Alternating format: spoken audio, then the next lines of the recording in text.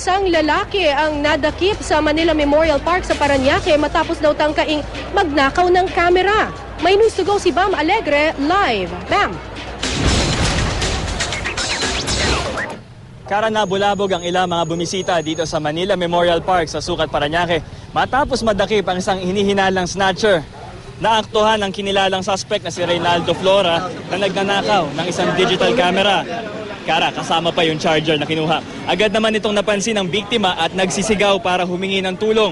Hinabol at naabutan siya ng taong bayan at mabuti hindi siya dinumog pero nang atin siya nakausap siya ay amoy alak. Pasok na tao? Sir, hindi ko po alam eh. Basta sumigaw lang silang ngaon. Kala ko ako na yun eh. Kaya tumakbo ko eh. Pero nakuha sa iyo yung Hindi po sir.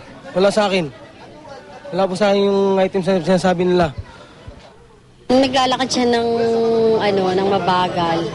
Nung pagtingin ko niya, wala na yung bag na ori. Sabi ko, ninakawan tayo. Sabi ko sa mga kapatid ko. Pagtawag ko sa kanya, bumilis yung takbo niya, niyakap niya yung bag.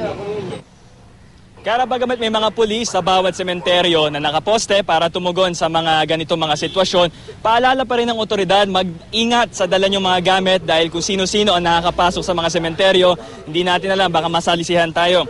Samantala, madaling araw pa lang dito sa sementeryo ay ilan na rin ang nagpalipas ng gabi para hindi na nga dumagdag sa dagsa ng mga tao. Ngayong undas, habang maaga rin, luminya na ang mga tindahan at nakaposte na rin ang mga first aid station. Marami ring dumalaw sa puntod ng mga magulang ni Pangulong Noynoy Aquino, sina dating Senador Ninoy Aquino at ang dating Pangulong si Cory Aquino. Ilan pang celebrity ang nakahimlay dito sa Manila Memorial Park. Nandito yung mga labi nung dating nakatambal ni Chris Aquino noong 90 sa isang comedy film, si Rene Requestas. Nandito rin yung mga labi ni Paquito Diaz at ni Flash Elorde. May ilan ding dating mga host ng GMA shows na dito rin nakahimlay.